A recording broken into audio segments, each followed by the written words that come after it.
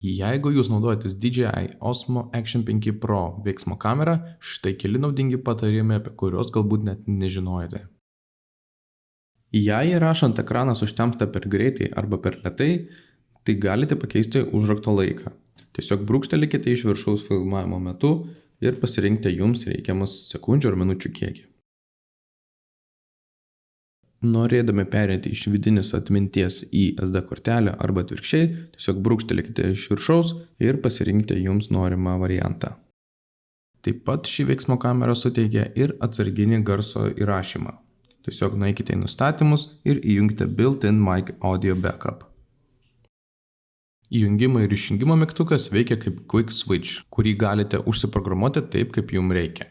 Tiesiog brūkštelėkite iš viršaus, paspauskite ant QS ikonėlės ir ten galėsite parinkti jums reikiamus nustatymus.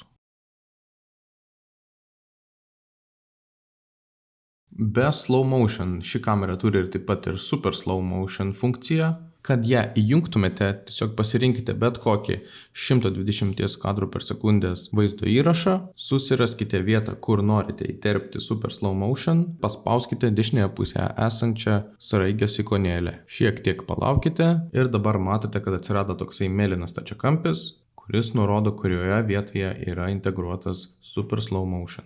Jeigu ir persigalvojate, tai galite ir ištrinti šį segmentą. Ir galiausiai dar viena naudinga funkcija, tai yra pre-recording. Brūkštelėkite iš apačios, paspauskite viršui kairėje esančią ikonėlę, pasirinkite pre-rec režimą ir pasirinkite norimą laiką. Šiuo atveju pasirinkau 10 sekundžių, todėl nuo šio momento visada kamera įrašinėja paskutinės 10 sekundžių, net man nepaspaudžius įrašymo mygtuko.